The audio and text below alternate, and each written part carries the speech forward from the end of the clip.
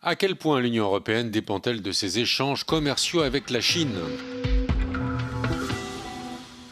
En 2025, les échanges commerciaux entre l'Union européenne et la Chine sont restés soutenus. L'Union européenne a exporté près de 200 milliards d'euros de marchandises vers la Chine, tandis que les importations ont dépassé les 559 milliards d'euros.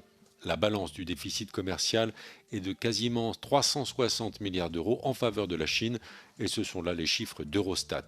Comparé à 2024, les exportations de l'UE ont baissé de 6,5%, tandis que les importations ont augmenté de 6,4%.